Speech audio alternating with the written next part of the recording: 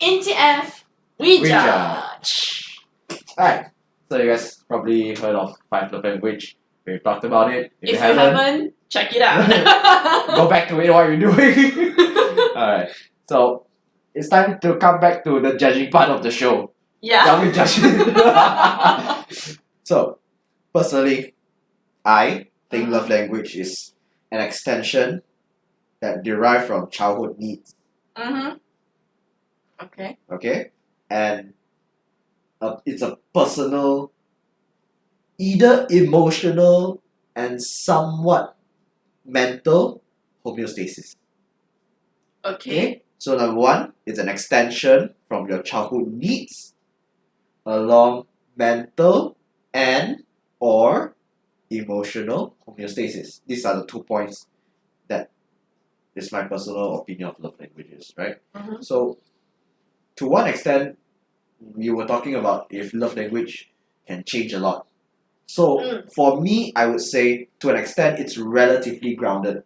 It's bound to change. It's bound to change, but limited to very minor fluctuations.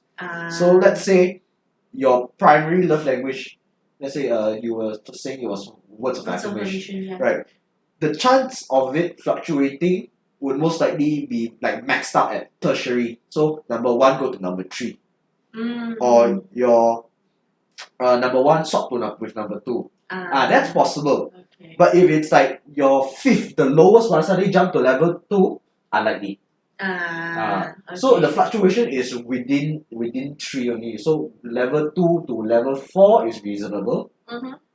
Level three to level one is reasonable. But anything beyond is which is four and above is unlikely. Okay. Yeah. Right. So it's just a spectrum, and it's one of the few spectrums that I see love language that it is. Mm-hmm. You got any thoughts on that so far? No, but yeah. Like generally, I can see it now. Like when you talk about like the things that you didn't get enough when you're a child. So actually, kind of true because as a child, I didn't have much words of affirmation. So we just grew up that way. There's no like, oh, you did a great job, blah blah blah blah. I mean, we were kids, so in a way, we kind of don't really know what we're doing. Yep. so like, giving words of affirmation at the time seems a bit not too ideal, I guess, for my parents. But then yeah, as we grow older, then like we do get more words of affirmation from them, where they do see that okay, we are growing up, we know something. Yeah, that's a good start. Yeah. That's a good start. Mm-hmm. Okay. Then there comes the, at least in the romantic aspect, right? Yeah. Right. I feel like we will be looking more at the romantic. I'll be jumping back and forth. I'll Uh-huh. be jumping a little back and forth right now. But okay, so in terms of the romantic aspect of it, some people would be concerned if partners should look for another that has similar love language. To that, I say no. Mm-hmm. Okay, so there will be a very high chance of mismatch, air quote, mismatch of primary love language. Mm-hmm. It is a challenge, as love is, romantically or otherwise, a challenge. But the two or more, depending on your relationship, will have to learn and reciprocate. Love itself is always a learning and reciprocation. So love language is no other. The language is the language, like your ching chongs, your English, Yeah. It's all a language, but how do I understand it to a native level or to a second language level or completely foreign? That's how you're gonna learn it and how are you gonna speak it back. Okay? So that's love language itself. So one thing to consider, for example, your first language might be physical touch, okay? And then your partner's one might be gifts. Okay? So it could be a very far end where your gifts is on the lower end, like 5, and their physical touch is number 5 as well. So at some point, it's very, very hard, or even to some point uncomfortable for these two partners to reciprocate in terms of the primary love language. You get where I'm coming Yeah. from? Yeah. So in this type of context, the partners might have to settle with the secondary and tertiary one. The number 2 and number 3 would probably be an easier alternative to speak their love language. Because in situations, it can be very hard, especially when you don't come from a background or a culture that encourages certain types of love languages. Yeah. So for say Asians, the chances of Asians with physical touch tend to be lower Yeah. because it's not as ingrained in the culture to have physical touches, and word of affirmation is probably in the middle for Asians. Because Asians don't really say those fancy, hey, you're doing good job, I love you. That's not the ching chong way of doing it. I mean, if you're like a more of a modernized ching chong, then maybe yes. Modernized, yes. Yeah. But Traditionally, no. traditionally, no. And like ching chong, we do consider our we do consider a whole spectrum from Arabic to South Asians.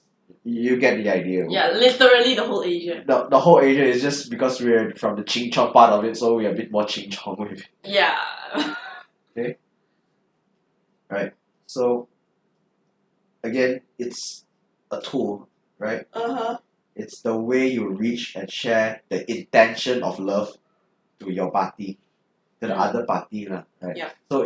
So this one jumps back to general, to your friends, also to your family. It's the way you want to express it. But There's and always understand, there's always a but, because things are just too complex at times. Yeah. Everything. Understand that what you do with a love language does not equal to the feeling of love language from the other party. Okay? So in other words, is you do something that they would have liked, but it doesn't result in them actually liking it. Okay. Okay? As an example, Uh-huh. the person has quality time as primary, right? Just because you spend quality time with them does not mean they would necessarily enjoy it at some times or in some ways, because there is minor fine tunings to everyone. Like how we mentioned, you can spend time with them doing your own things, right? Yeah. In your mind, that is like, yeah, I can do that quality time. But to them, they might think quality time means I want full 100% focus. Yeah. Yeah, so this is the complexity of love, because with your intention is I want to spend time with you. But the way that that person, may be your friend or your family member or even your romantic partner, it may not come across as loving enough. Like maybe they know, yeah, I know you love me, but it's just not the way I want it. I want it in a particular way, or I prefer it in a particular way. And don't get me wrong, you are not in the wrong of this, because it's a lot of understanding and communication that really comes into this when you want to find out where the balance is. If you do manage to come from a family or meet friends as well as romantic partners who have a very similar one, then good for you. You're on the lucky spectrum of things. But life is not all luck, gold, glitter, silver, you know? Or often or not, you get yourself tin, aluminium, dirt, lots of it. You get all kinds of stuff. Cotton, plastic, tar, all the good stuff. Real good stuff. And it's really a challenge again. And of course, as a language, you become a fluent speaker the more you understand a language and the more you practice it. Yeah. Okay? So, along with environment, personal psychology, your upbringing are also factors to consider when you're adapting. Yes. Agreed. Anything you want to add up to that?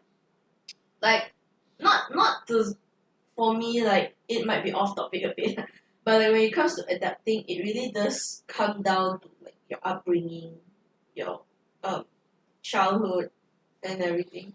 Because like among my siblings, we all adapt very quickly. So I feel like it's more like a adaptation is more like a how you were brought up kind of thing. If you are instilled to survive, then yeah, basically that's that. A bit off topic, but yeah. I mean, I'm sorry. Sorry, not sorry.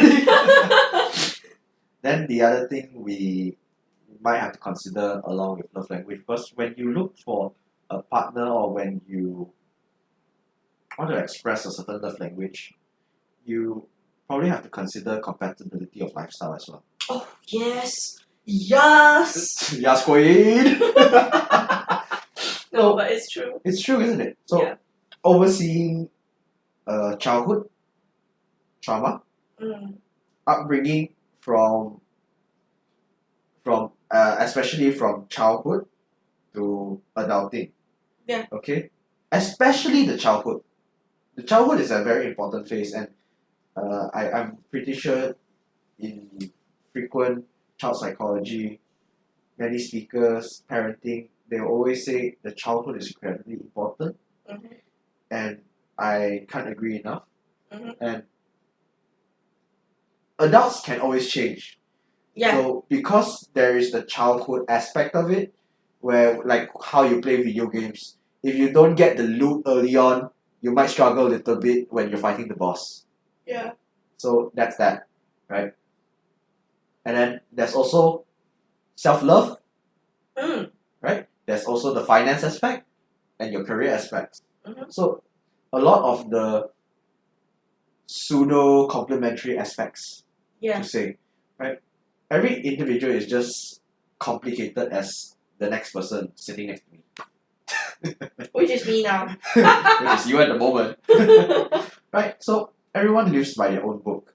And love language in a sense is maybe a font choice.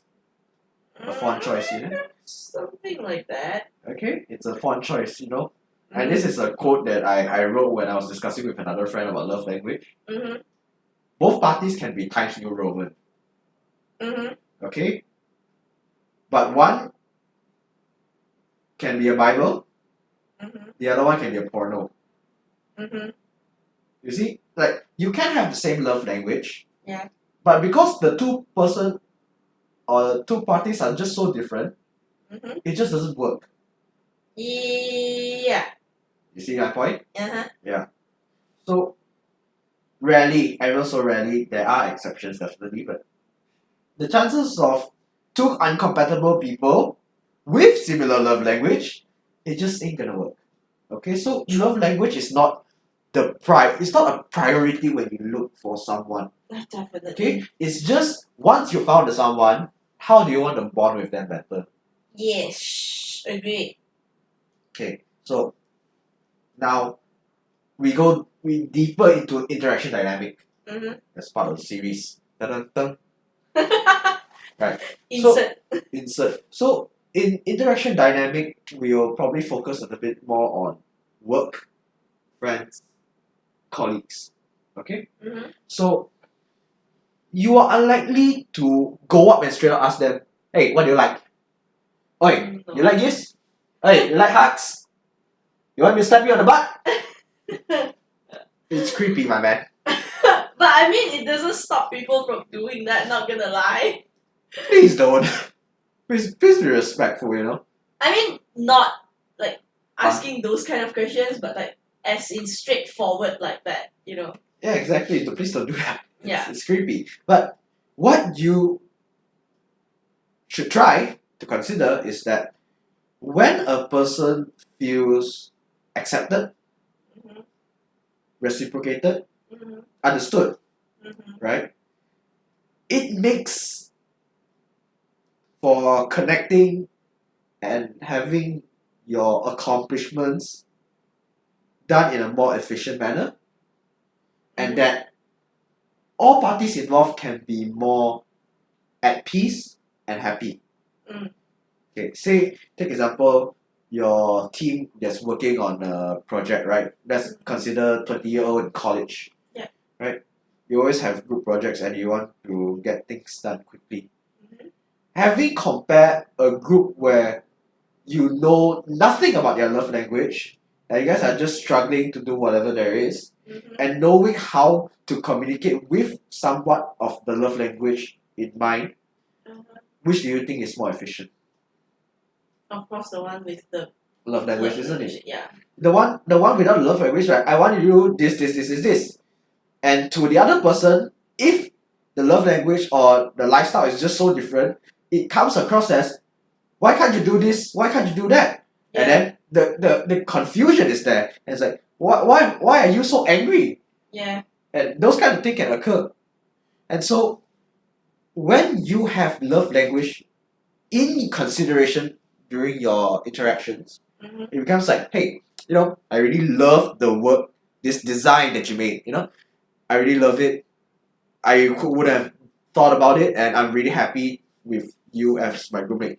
Mhm. Imagine if your teammate had words of affirmation Yeah. higher up there, and then you're like, oh, he does appreciate, he or she really does appreciate my work. Yep. All right, then if there's any other changes, you also feel more welcome. Yeah. You also feel more willing to do changes, and that's where change and adaptation is done, communication is better, work is done. You accomplish goals. Mhm. You get shit done. Yeah.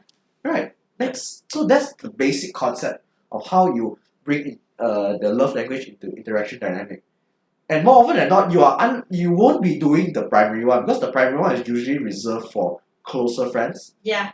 romantic partners, Mhm. and your family. Yep. So as a colleague, as maybe a superior to your team, or a subordinate to your seniors, to the higher ups, Yeah. you'll probably deal with the second and third more often.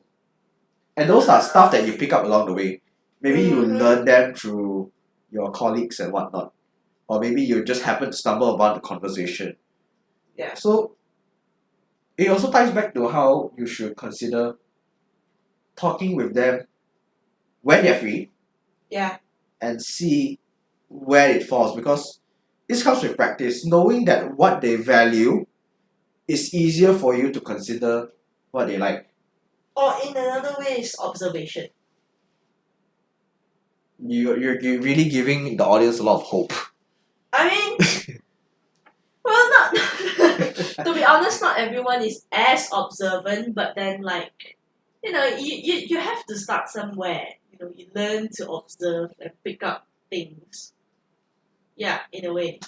So Well, that being said, let's dive a little bit deeper. How do you talk about it, or how do you observe this type of values? mhm. Have we? Right.